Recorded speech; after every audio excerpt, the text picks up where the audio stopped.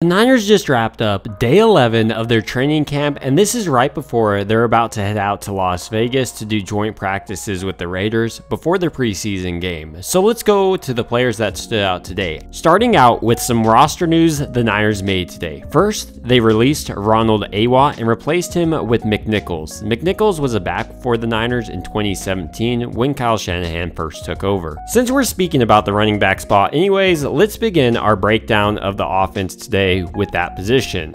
More specifically, Jordan Mason had a nice run on 3rd and long, and that's been the thing for today's practice. A lot of the work was in 3rd and long situations. So with that being said, let's move into some players that really struggled today, and that was the wide receiver and tight end position group. Starting out with the wide receivers on the day, Brandon Aiyuk, Willie Snead, and Chris Conley all had drops on the day. Rookie wide receiver Ronnie Bell also had a drop on the day. This definitely wasn't the wide receiver's day. And now moving into the tight end position group, a guy that I really want to talk about is Cameron Latu. Latu looks pretty good as a blocker, but so far in camp, he has been an atrocious pass catcher.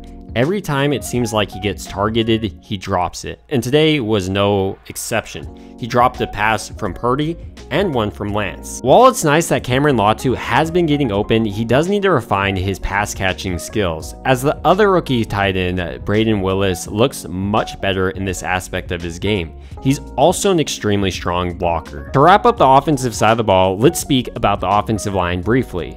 Jon Feliciano was starting at left guard today in place of Aaron Banks, who still is working his way back from that concussion protocol. Coming off the bench, Jon Feliciano had the honor to face Javon Hargrave, who blew past him and got a sack.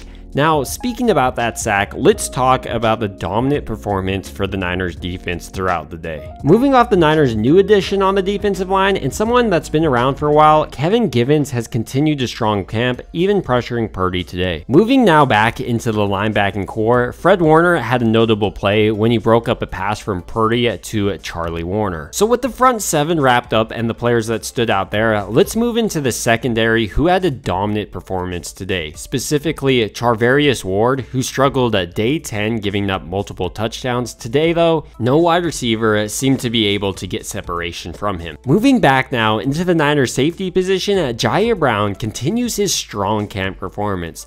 Throughout camp, we've seen him make numerous plays on the ball, but today we saw him get his first interception in training camp when Sam Darnold was trying to target Ray McCloud deep on the left sideline. With Jair Brown, it seems like the Niners have found a true ball hawk to pair nicely with Talanoa Hufanga. Now that we've covered players both on the offense and defensive side of the ball, it's time to cover the rookie kicker Jake Moody's strong day.